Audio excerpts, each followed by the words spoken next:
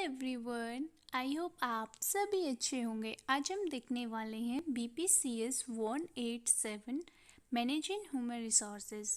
आज हम यूनिट 8 है जो आज हम स्टार्ट करने वाले हैं। इस वाले सेकंड ब्लॉक की लास्ट यूनिट है। इसमें जो हमारा यूनिट का नाम है परफॉर्मेंस एप्रिशियल। इसमें हमारे 3 टॉपिक है जो आज हमें पढ़ने हैं। पहला है meaning and nature of performance appraisal. Second है process of performance appraisal and last हमारे मेथड्स ऑफ परफॉर्मेंस एप्रिशियल। तो हम पहले ही देखते हैं कि परफॉर्मेंस एप्रिशियल का मीनिंग क्या है एंड उसका नेचर क्या है।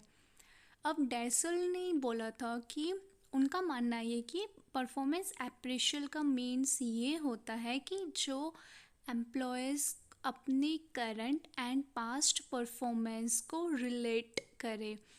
आपकी जो परफॉर्मेंस होनी चाहिए उसको हम आपकी करंट एंड पास्ट वाले से कंपेयर करते हैं कि आपने कितना आप अपनी परफॉर्मेंस बेटर कर रहे हो, कुछ इम्प्रूवमेंट हुआ या नहीं हुआ। मतलब हम अपनी परफॉर्मेंस को अप्रिशिएट करते हैं। ये इसका प्रोसेस ये होता है ना कि हम इसमें एक हमारा ऑब्जेक्टिव होता है कि हम एक फॉर्मल तरीके से उसका नेचर देखें, उसके ऑब्जेक्टिव्स देखें। मतलब ये बेस्ड होता है कि एम्प्लॉयज़ जो परफॉर्मेंस देती हैं उसका फीडबैक के ऊपर वो बेस्ड होता है। जैसे कि हमें कोई डिसीजन लेना है तो वो क्या है ना कि HR डिपार्टमेंट जैसे HR होते हैं वो अपने तरीके से डिसीजंस लेते हैं। जैसे कि हम लोगों की परफॉर्मेंस जिस मतलब होता है ना कि पूरे साल का उन्होंने कितना कई कंपनीज में 6 महीने का होता है कि हम उनको प्रमोशन डिमोशन वैसे प्रोवाइड करते हैं, या किसी में 1 ईयर का होता है। तो हम वो सब उस एम्प्लॉयज़ के परफॉर्मेंस के बेस पे हम उनको प्रमोशन करते हैं, डिमोशन करते हैं, ट्रांसफ़र करते हैं, टर्मिनेशन या जो भी हमें करना होता है, उनकी सैलरी हमें इंक्रीज़ करनी है नहीं करनी है, वो सब चीज़ हम परफॉर्मेंस के बेस पे ही करते हैं कि उन्होंने ऑर्गेनाइजेशन के लिए अपना कितना बेस्ट दिया है, कितना उनका परफॉर्मेंस कुछ इंक्रीज़ हुआ है नहीं हुआ या वैसे के वैसे कांस्टेंट है। तो वो सारी चीज़ें हम उनके परफॉर्मेंस के बेस पे ही डिसाइड करते हैं। तो इसलिए परफॉर्मेंस एप्रिशियल बहुत ज़्यादा ज़रूरी है। ये एक डेवलपमेंटल पर्पस है, एडमिनिस्ट्रेटिव पर्पस है, ऑर्गेनाइजेशन का पर्पस है एंड डॉक्यूमेंटेशन का पर्पस है। कि हम इन सब चीज़ों में हम इनको यूज़ करते हैं। अगर हम इनफॉर्मल परफॉर्मेंस एप्रिशियल की बात करें तो वो रेगुलरली बेस पे होता है, जो सुपरवाइज़र इमिडिएट करता है। एंड अगर फॉर्मल परफॉर्मेंस एप्रिशियल की बात करें तो वो जैसे कि मैंने बताया कि वो 6 मंथ के ऊपर होता है या 1 ईयर के ऊपर डिपेंड होता है। वो ऑर्गेनाइजेशन की नेचर या फिर उसकी जो पॉलिसी होती है उसके साइज़ के अकॉर्डिंग वहाँ पे डिसाइड होता है। जो उनकी पॉलिसी होती है कि 6 मंथ के हम अब उनकी परफॉर्मेंस चेक करेंगे या 1 ईयर में करेंगे, वो उनके जो या 3 मंथ्स में करेंगे या रेगुलर करेंगे, वो सब ऑर्गेनाइजेशन की पॉलिसी के ऊपर डिपेंड होता है। अब आते हैं बेनिफिट्स ऑफ परफॉर्मेंस एप्रिशियल, जिसमें सबसे पहला पॉइंट आता है कि एम्प्लॉयज़ को मतलब खुद के बारे में पता चलता है। कि उनकी जो वो परफॉर्मेंस को एनालाइज करते हैं तो उनको पता चलता है कि उनके कौन से पॉइंट्स उनके बहुत ज़्यादा अच्छे हैं और कौन से बेकार। उनको अपने स्ट्रेंथ एंड वीकनेस के बारे में पता चलता है।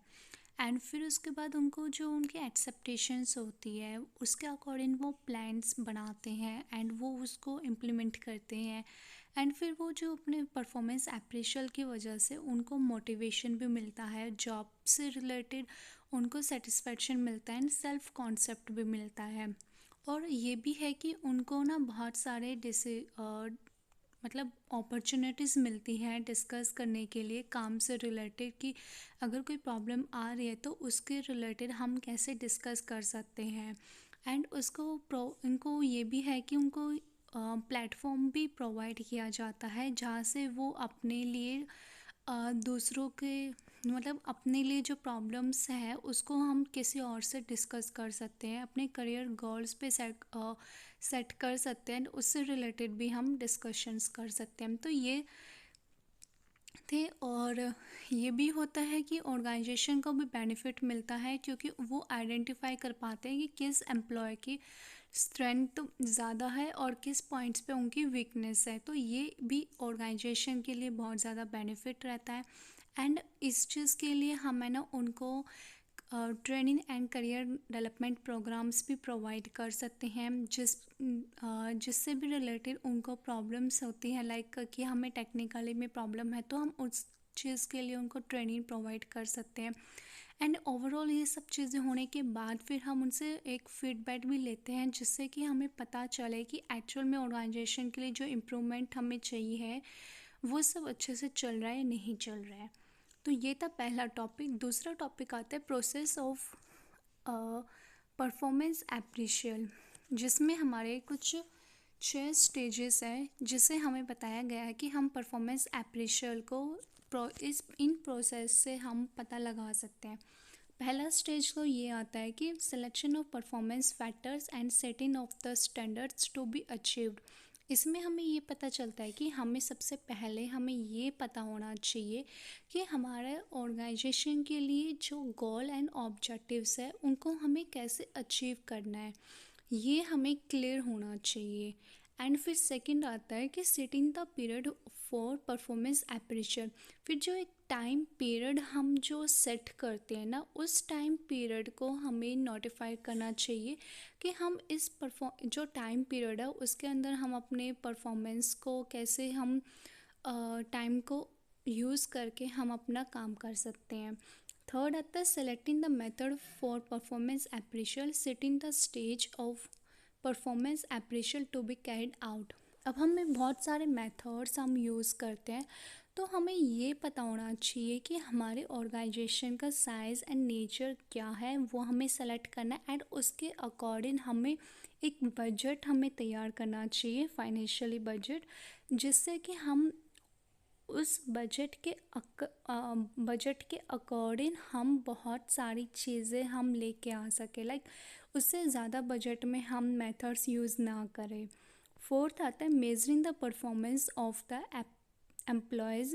इसमें क्या है ना कि हम लोगों को लाइक एम्प्लॉयज़ को हम ट्रेनिंग प्रोवाइड करते हैं, कुछ इंस्ट्रक्शंस भी देते हैं जिससे कि उनको हेल्प मिलती है। फिफ्थ आता है communication of the result of performance appraisal और गिवन फीडबैक। अब उसके बाद हम उनसे मतलब रिज़ल्ट लाइक होने के बाद हम उनसे कम्युनिकेट करते हैं एम्प्लॉय से, और सिस्टमेटिक मैनर से ये सब चीज़ें चलती है। एंड लास्ट आता है application of the results of performance appraisal.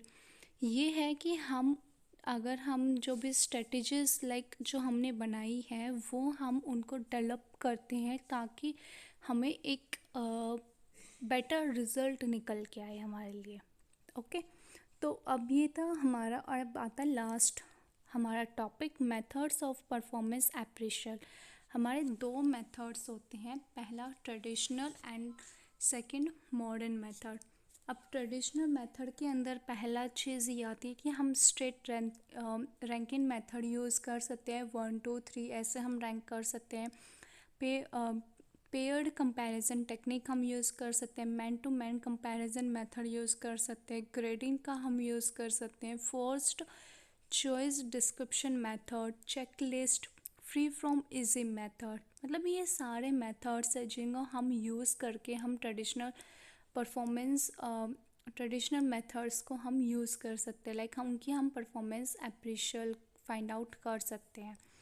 Second आता है मॉडर्न मेथड्स, जिसमें हमारे असेसमेंट सेंटर आता है, 360 डिग्री परफॉर्मेंस एप्रिशियल आती है, मैनेजमेंट बाय ऑब्जेक्टिव्स जिसे हम MBO के नाम से जानते हैं, बिहेवियर एंचोर रेटिंग स्केल्स BARS के नाम से हम जानते हैं। ये 4 मेथड्स हमारे मॉडर्न मेथड्स के अंदर आते हैं, जिससे हम परफॉर्मेंस एप्रिशियल के बारे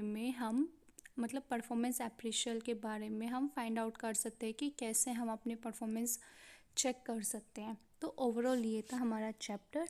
एंड अगर आपको कोई डाउट होता है तो आप सब कमेंट सेक्शन में हमें पूछ सकते हैं। एंड नोट्स आपको हमारे टेलीग्राम चैनल पे मिल जाएंगे, लिंक डिस्क्रिप्शन बॉक्स में रहेगा। एंड हमारे बाकी चैप्टर्स की जो हम वीडियो बना चुके हैं बुक्स की, उनकी लिंक भी हम डिस्क्रिप्शन बॉक्स में दे देंगे, वहाँ से चेकआउट कर सकते हैं। Okay, bye bye.